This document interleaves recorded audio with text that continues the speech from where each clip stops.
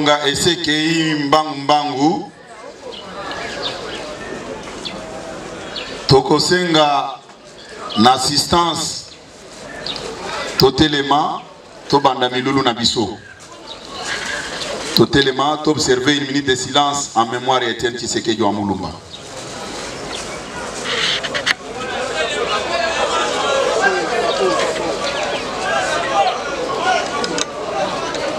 Merci.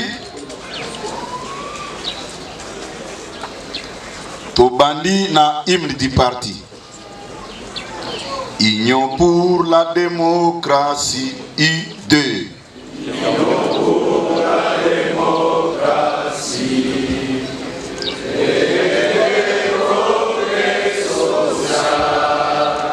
Notre parti du peuple. Parti de la majorité. Union pour la démocratie.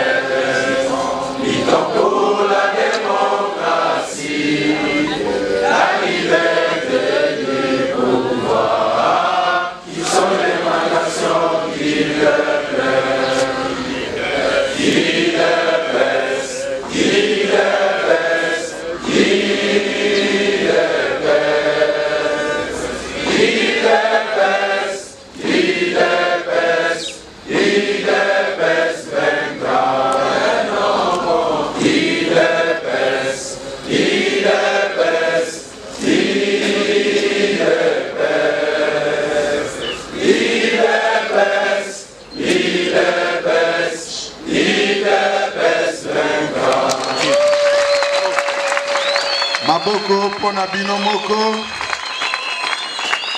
IDPS viva. Boko kiko vanda bao bazana bisika ko vanda. Sans plus tarder, milulu nabiso ezako banda sikoyo. Toko senga bino bo éviter basu commission. Toyokani malamu. Message oyo secrétaire général nabiso ako transmettre biso eza message oyo ekwede biso tina mukolo ya maponomi. Tokani malamu. Tokani malamu. Mutu ata moko te aza interprète pendant cette communication ya kolobano tango alobi boye elingi eloba boye. IDPS viva. Na ebike bozaka bato amayele bokosala oyo toyokani. Makelele ezala te. Kimia o tokoyoka esika oyo elekana oyo ezaka na kata cimetière. Tokani malamu. Naebi bozaka bato amayele bele boyoki conseil na pesi bino bobeta maboko makasi.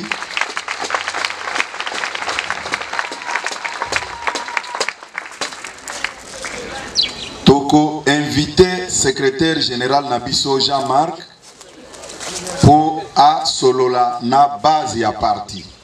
Bobetele maboko tango azoleka de façon que makime na biso ekini.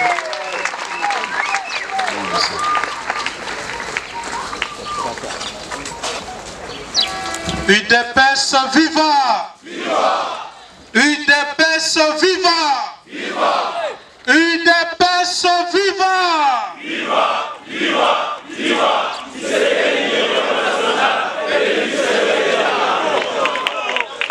Étienne Tshisekedi viva! Étienne Tshisekedi viva! Étienne Tshisekedi viva!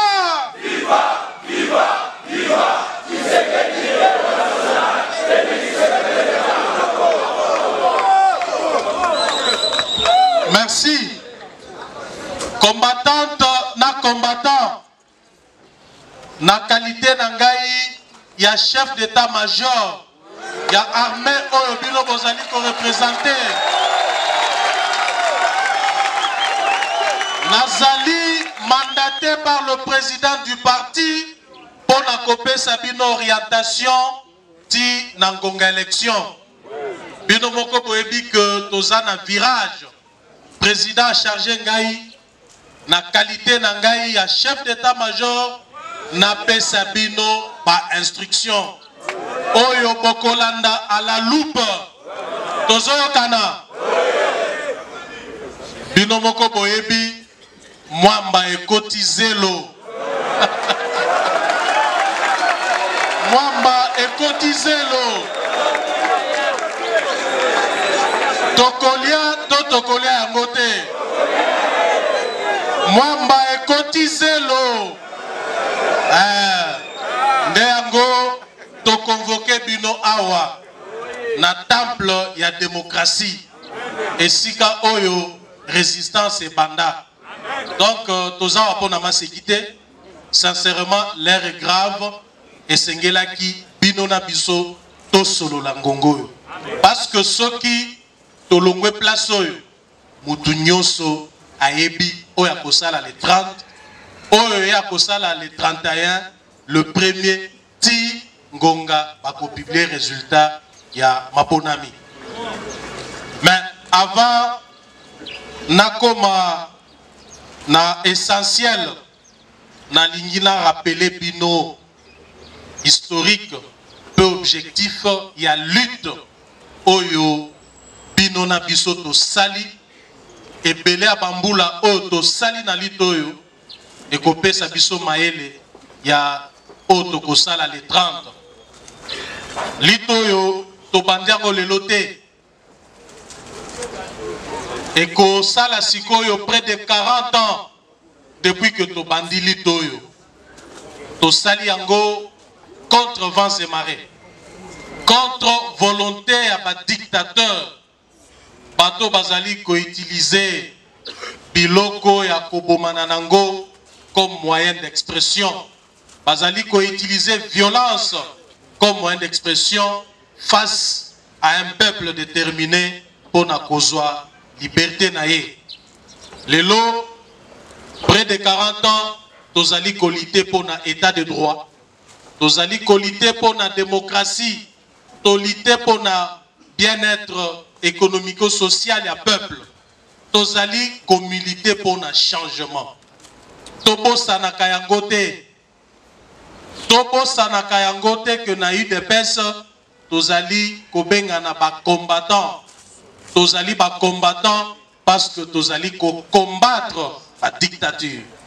Awa na temple to la ka fetite. To ya ka feta wate. Na IDPS tozaka na fetite. IDPS tozali na armée ya ba combattant. Ba combattant na ba combattant meni na non violence bazali ko combattre ba antivaleur, ko combattre ba auteur na yango. Nayango nazali ko rappeler bino eloko wana parce que si souvent to bossa na kayango to bossa na monaka ko bossa na wana kaka bapeta ka gaz lacrymogène à liboso omoni batu bapanzani babungi place wana. Donc là bozali ko bossa na ke bozali ba combattant. Un combattant c'est celui qui est prêt à se sacrifier pour la bonne cause. Bozali ko kana combattant ezali mutu oyo azali prêt pour na converser makila nae pour une bonne cause. Parce que leader nabiso jamais atikala kobanga. Jamais atikala kobanga mutu. Leader nabiso azaki le défunt azalaki ko affronter mutu nyoso azali côté le meliboso s'il faut où il fallait défendre les intérêts du peuple congolais. Nayango tozali appelé biso totikali lelo ya kotambola na nzela wana koyeba que objectif na biso ezali que dictature elongwa na mboka oyo. État de droit est s'installer. Développement eya misala ekoma na mboka oyo. Peuple congolais à vivre kitoko na mboka bakoko na ye. Tozali wana pona koloba pamba te, koloba loba. Non. Oyebi, pour un combattant, ce qui compte, c'est les résultats. Nalobi nini, ce qui compte pour un combattant, c'est les résultats. Si souvent, biso tozali ko utiliser non-violence comme méthode de lutte, kasi adversaire na biso oyo ayebi ba valeur démocratique te, oyo atanga yango te, a utilisaka deux fois, a utilisaka si souvent d'ailleurs ba méthode ezali ya violence pona kobangisa biso, pona ko intimider biso. Lelo na baluka ki mwa muke na moni ndenge ba jeep etonda mikuna na kati na basoda balatisi bango ba teni ya ba policier. Bazali ko baluka, on dirait ville Kinshasa ezali na guerre. Basimbi manduki soki otali basoda wana, en tout cas bazui consigne moko boy. Tokomi tuna tozokende élection to tozokende guerre. Soki tozokende élection ezali moment ya fête. Élection ezali moment oyo peuple azali komi s'exprimer na esengo nyonso. Ezali moment oyo peuple souverain azali kolakisa souveraineté na ye. Et boni bakotia ba policier ba soda et de peso côté le la bango. Parce que tozana choix mususu te que côté le la bango.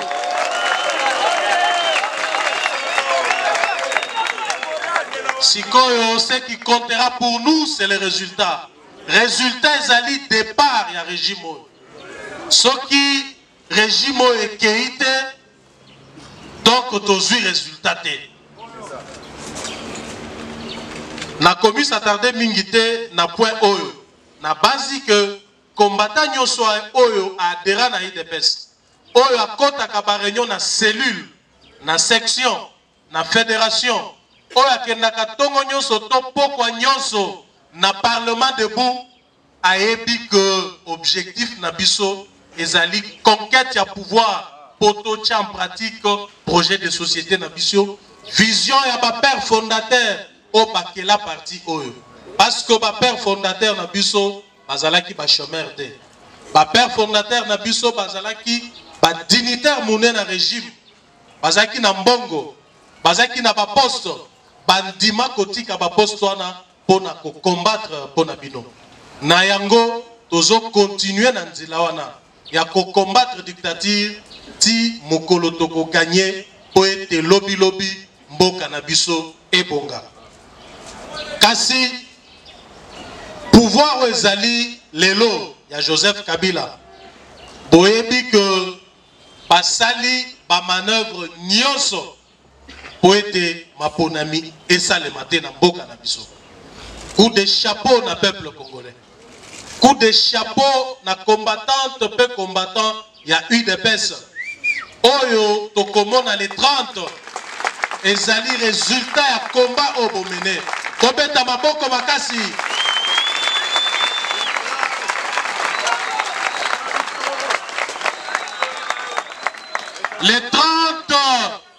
Les 30 ezali aboutissement ya détermination na bino. Parce que bozalaki déterminé. Boyebisaki Kabila okokende. Balobi o Kabila vanda 30 ans bino bolobi monsieur okokende. Lelo le 30 décembre ye azokende. Akomona pendenga azokende.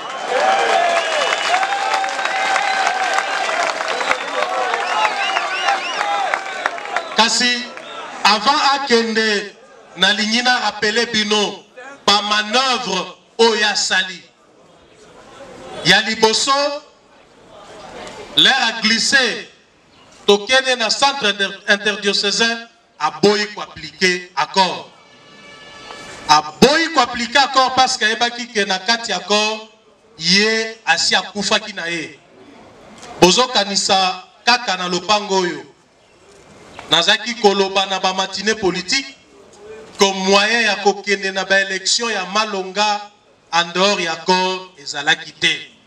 Kasi baninga ebele ya opposition balandaki makambo nazaki koloba te. Nayebisaki bango élection en dehors ya accord ekozala mobulu ekozala bitumba na yango tozongisa monsieur oyo na accord avant toloba mabonami. Parce que dictateur net mutoyo bokoki koyebisa ye que organiser ba élection bisoto gagner yango. Esengelaki tozonga na accord mais bandeko bayokaki bisote. Ebele bazaki ba ennemi ya UDPS. Tozalaki na bango na kati ya rassemblement. Balobi soki ba appliquer accord wana UDPS a kozwa primature bango basala na nute soki basali en tout cas tokozala na bango elongo degré mon côté. Déjà awa basala te baleki biso. Kasi soki basali batu wana tozaka na bango na kati ya rassemblement ba combattraki mise en œuvre ya accord ndenge moko kaka na bato FCC. Nga nazali kotala bango na ebisi bango me plan na bino ekosuka. Po ya liboso aboyi ko appliquer accord. Mais en dehors ya accord a imposé biso nini? Fichier électoral ya mabe. A imposé biso machine à voler. Nazali koloba yango lisusu. Machine wana ezali ya solo à voler. Biso UDPS to tikala kolobate ke machine wana ezali malamu. Boyebi bino nyonso raison o epusaki biso toloba phrase etikali célèbre avec ou sans machine nous irons aux élections. Lelo ba pesi biso raison. Lelo bandeko na biso bazai ko présenter biso net batu bazwaki 3 millions de dollars. Batu bazaki na banguna bango moko babaluki.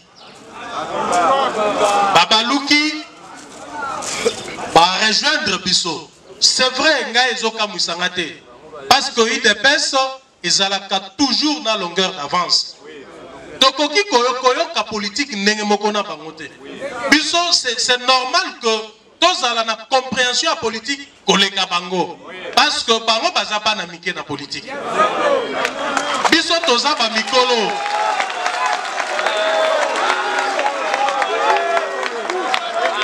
Tokoki sa kala mingi te 40 ans kaka na lito oyo.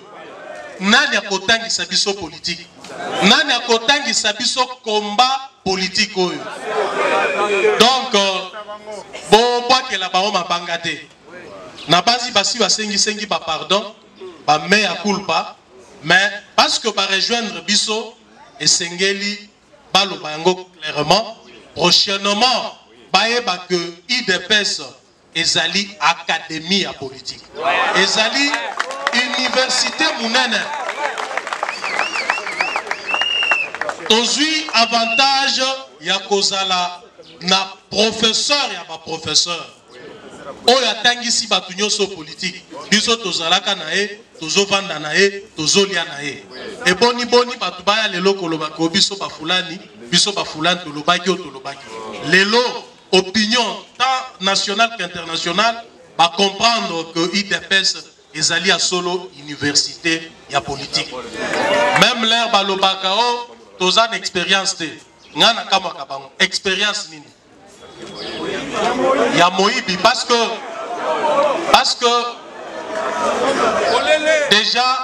déjà président sectionnaire Nabiso azali une expérience collègue à bourgmestre. Si on a eu président sectionnaire Nabiso à limité, à Koki Kotang sa bourgmestre à limité aux politiques.